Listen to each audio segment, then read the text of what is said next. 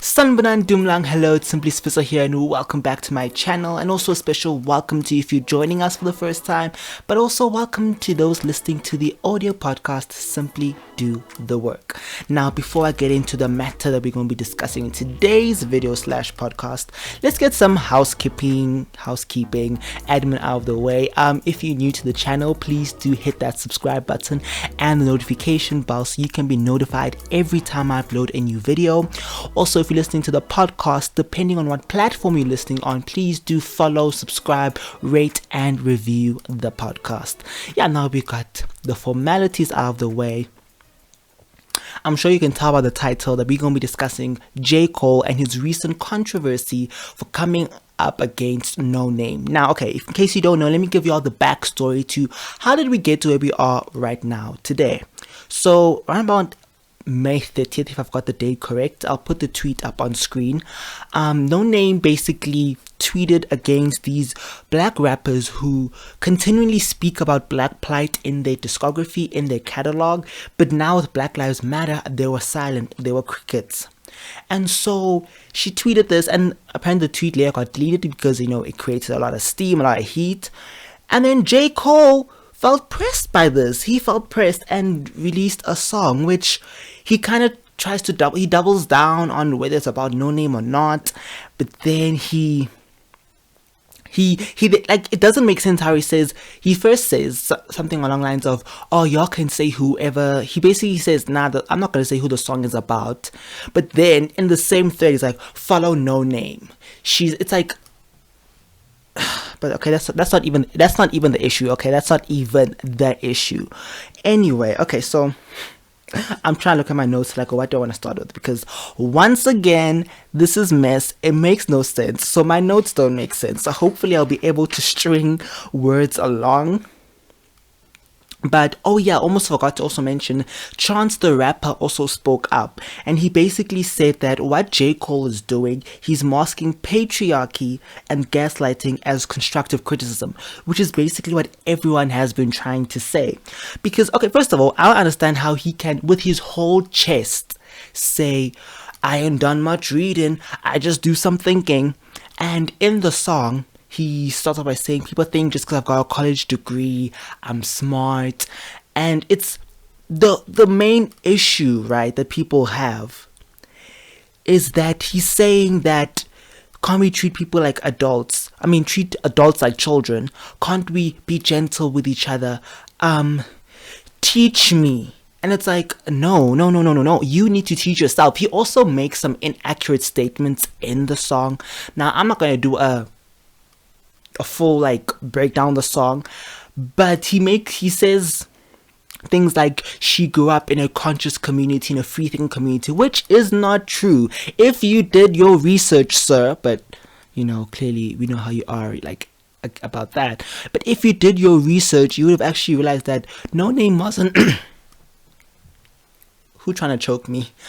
No Name wasn't always this woke or conscious or socially aware person. She got dragged for, her views on capitalism, I think about a year ago. I'm not too sure of the timeline, and I couldn't find, if I find the tweet, I'll put it up, but I've been struggling. But No Name got dragged, and because of that, she was like, okay, hold up, let me read, let me educate myself. Yesterday I was watching the For Herod YouTube channel, and there was this video where Kim was interviewing Dr. Ibram Kendi, and in that discussion they mentioned how if you look at other fields like climate change and what else, like climate change, nutrition, health, like all these other fields like languages, history, they have experts, they have people who studied and learned on them. And what do black people have on racism? We have celebrities. We just have celebrities. And it's not to say that you have to get a degree or you have to study at this Ivy League school to be able to speak on this. But just because you are black doesn't automatically mean you have the range to speak on racism, you know. Yes, you can speak on your individual experiences. I feel like that is true to all black people can speak to their own universal truth, the universal, not universal, I'm saying individual truth, individual experiences. But the system and how it affects, you know, black people around the globe, you need to do some reading on that, okay? Even before I did this video, before I record any of my videos, I read, I research, I make sure that, okay, cool, I make sure that I have the range to speak on what I'm speaking of, because that's the thing. What J. Cole is basically saying is, as a black man, he should be able to he should just come, say his 2 cents, think about it, and then when someone critiques him, then he'll review it. Then he'll be like, oh, okay, that's how I read the situation. And it's like, no. If you're gonna wanna speak on these issues, do the reading yourself. Don't expect someone to come and teach and then says treat people like children. Honestly, I feel like that is a bit insulting to children. I feel like children are, in many ways, they show a lot more emotional intelligence. They show a lot more receptiveness. Children, I feel like people paint children as just being ignorant, but I feel like children are actually, you know, if you actually task them with learning, they actually do take the initiative for themselves. Like, I'm saying this, like, I have a 13-year-old sister, right? So she's 7 years younger than me, but the conversations we sometimes have, I'm like, girl, how do you know this at your young age?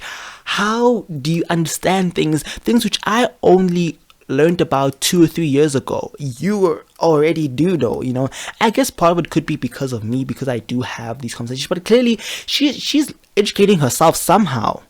And so why is it that we expect like this man, I think he's 35. He is grown.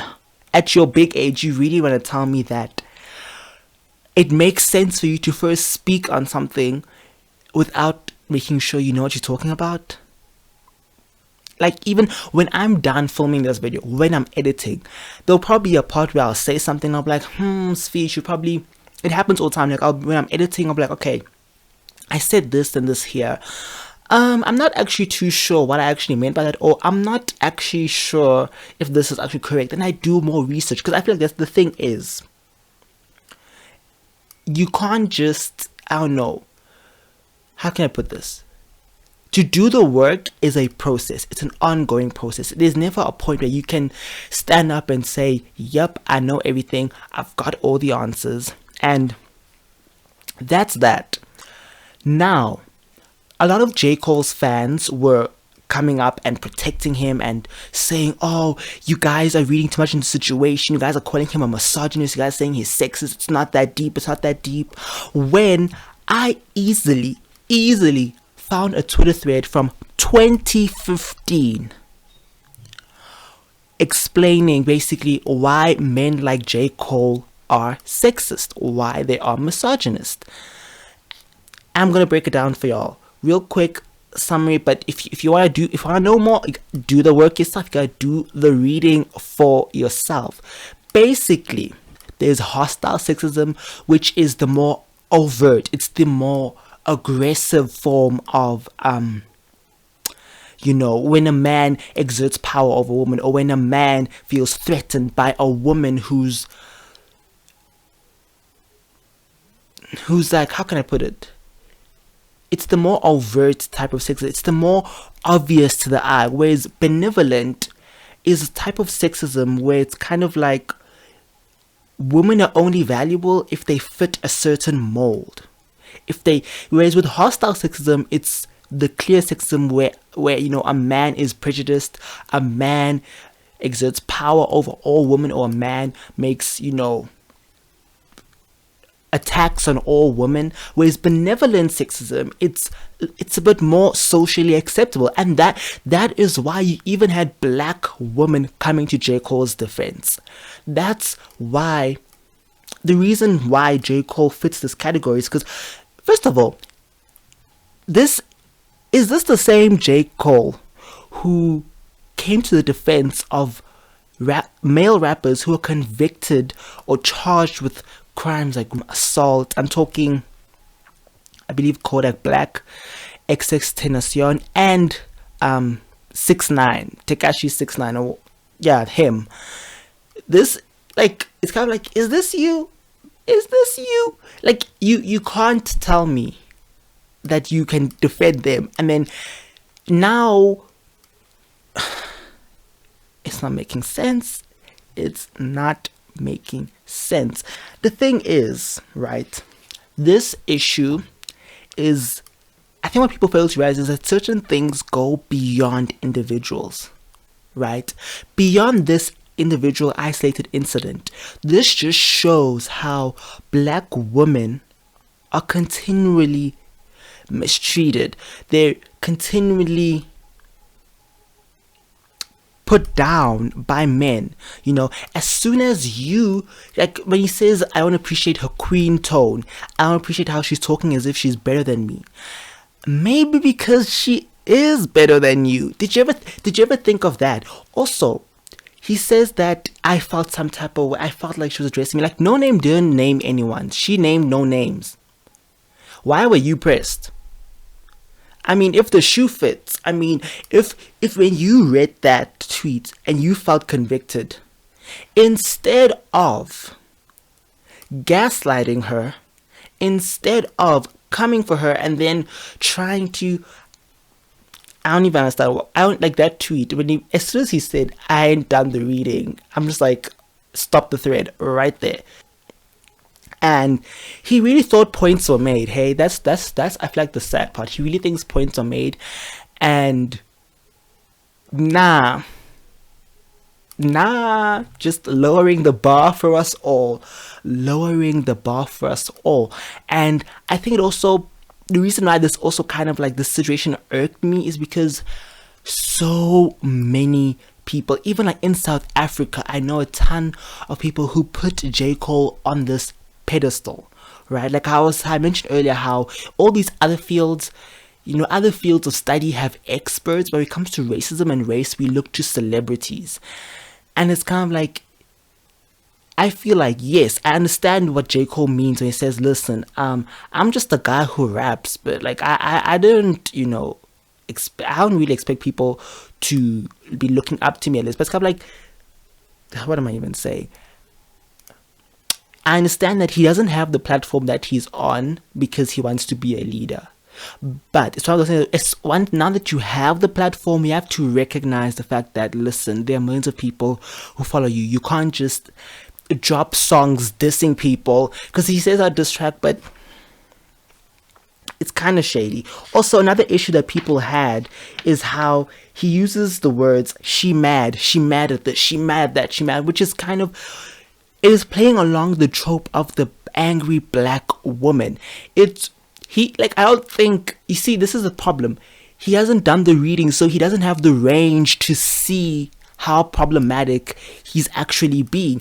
And even his fans, I was like, I'm not arguing with no cishet, straight, black men who, like, I'm not arguing with no hip-hop stands, okay? Because it's like talking to a brick wall.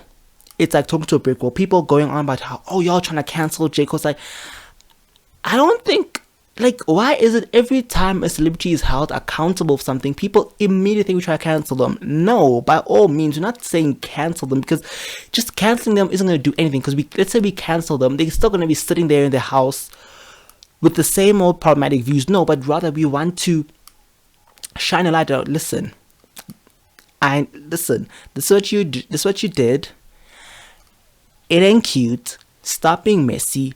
Do better. That's all. I think a lot of people who are criticizing J. Cole, they just want him to recognize that he needs to do better. And he shouldn't expect others to critique him. It's kind of like he has a thing where I'll speak first and get the critiques after. You know, there's part of learning is also thinking. Yes, you've got the thinking part down. You think, but you need to learn. And then what you've learned, you apply it through your thinking. And this goes on to the whole benevolent sexism thing. Because you find a lot of men like J. Cole will say stuff like, oh, I have nothing against women. I don't mess with the hoes. I don't mess with them bitches. And it's kind of like, And if you, it's that thing of, you can see how if a white person says, oh, I like black people, but I don't like, the ghetto ones. I don't like the loud ones, the ratchet ones. You as a black man can see the issue when a white man says that, but you can't see the issue when women are saying, no, listen, you need to respect me for who I am as a woman. I obviously cannot speak for women. I am not trying to speak for them, but it's just a matter of, don't try to have conversations where you don't have the range, you don't have the vocabulary, you don't have the pedigree to be having these discussions. Black men treat their friends a lot better than they treat black women. That is just, even if you look at just Drake, take Drake for example, if you look at his discography, how well he speaks of his friends, how he's like, oh, I couldn't do without my broskies, and then you contrast it to whenever he mentions women, men like in hip hop, in their music, men will be using women as objects, as pawns to get back at each other. And also, I think also goes, with Drake, I know this is getting a little bit all over the place, but with Drake, he does a good job at playing vulnerability. He does a good job at putting on this vulnerable, open, in touch with his feelings persona, which women love, but I think a lot of women, as they got older, as they grow wise, and they start actually looking into some of the messaging behind, and also, Drake is his own mess. Actually, I think I'm just gonna stop that train right there, because we're just gonna.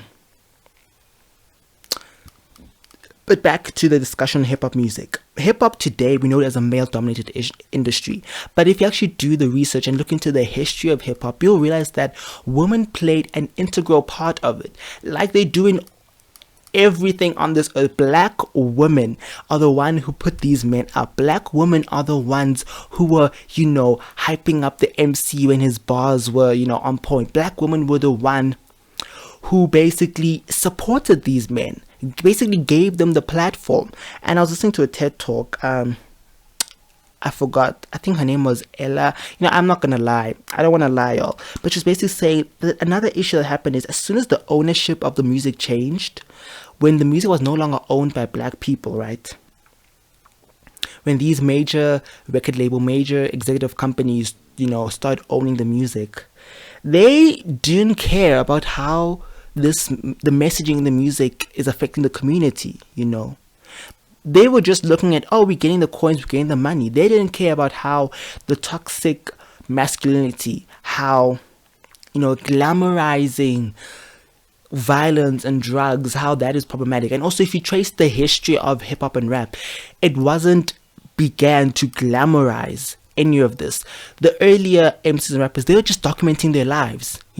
Their lives were filled with gang violence, their lives were filled with drugs and all these issues. And rather than having these issues addressed, right, other people came in and they rode on the bandwagon. They rode it as a trend, because like, oh, okay, this is what hip-hop is all about.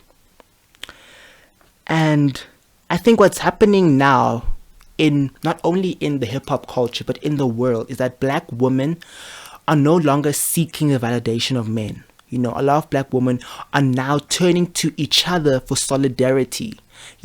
And I think it's one of the most beautiful things to witness, just seeing how these black women are coming together, because clearly these men don't care for them. Like yesterday, I saw a video of a woman being thrown in a dumpster and the men were laughing while wearing Black Lives Matter t-shirts. You see why I said my advocacy for cishet black men is tired in my last video? You see, because to them, it's black men's lives matter. It's not all black lives that matter to them. Today, on Twitter, I saw a video of a man slapping a woman and his other friends were laughing. It's like, you see what we mean when we're saying it's not the fact that you didn't throw the slap, but the fact that you're laughing, the fact that you're recording it, the fact that no one is going to check on her, is she okay? But no, we know the trope of the strong black woman. It's like, oh no, she's a strong black woman, she can take it, she's tough. No, she needs to be protected.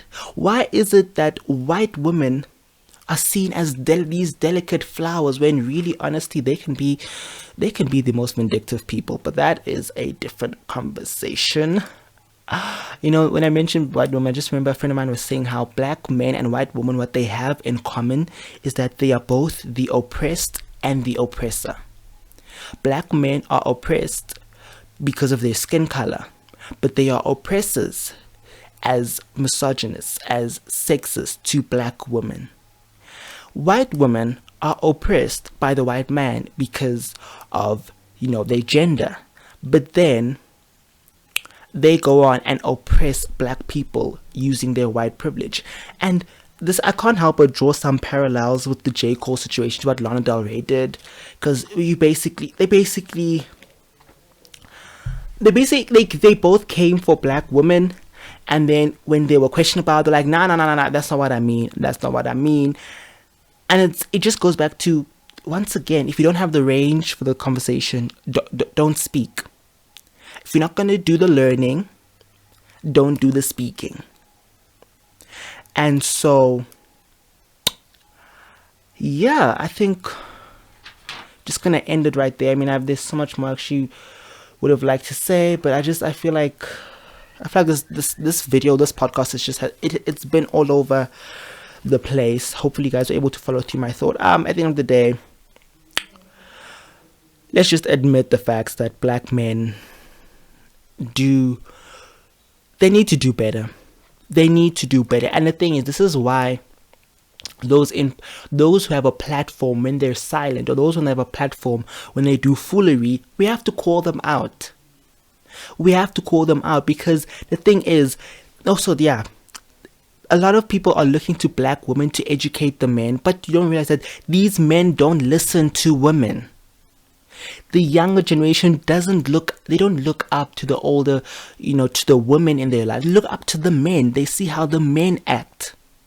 I read a tweet where a woman said, sometimes the only way to get, if a guy is pursuing her, the only way to get the guy to leave her alone is to say that she has a boyfriend. And she was saying how these men respect a man they don't know more than the woman that's in front of them. And that is the issue. This, the point I'm trying to make with this video is that this J. Cole issue, I mean, I can look at it and see, okay, you know what, I can see what he was trying to say, I could see what he was trying to do, but he's not going to get that from me, okay? Trust me, there are a ton of people who are trying to justify and explain what he did. No, we have to address the issues. Because the reality is, like I mentioned in my previous video, what black men don't realize is that by removing these oppressive systems, the systems that they use to oppress black women, the system that they think it benefits them. That's the thing. They think it benefits them, but they don't realize how it harms them. And black women have been trying for years, but I feel like now we've reached that point where it's kind of like, if you don't want to learn, you want to educate yourself, then there's nothing I can do for you. At this point, everyone needs to do the work. In the same way, white people are being tasked to educate themselves. Black men, same to you. Like I said, I did my research before. I'm probably going to be doing more research after, because it's an ongoing process. It's not one day someone educates you and you saw it for life. And so I also can't help but wonder if this wasn't some type of marketing ploy. Like, maybe I'm reaching here, but I'm just saying, like, I feel like there's a lot of people who wouldn't have even listened to the song if it wasn't for this controversy. I guess it's true what they say. I mean, they do say controversy sells, I mean, there are like companies that use black outrage to boost their sales. And I'm not saying that was his intention, but I do see that as being a byproduct of this entire mess, because I personally would not have listened to the song if it wasn't for this controversy. That's just being the truth. And I'm sure that there are probably many, many other people just like me who are in the same boat. That being said, hopefully you guys are able to follow through with my train of thought. If you enjoyed this, please do give it a thumbs up. Also, feel free to leave a comment down below. And until I see you guys in the next one, or until you hear from me in the next one, I love you so much. Bye, guys.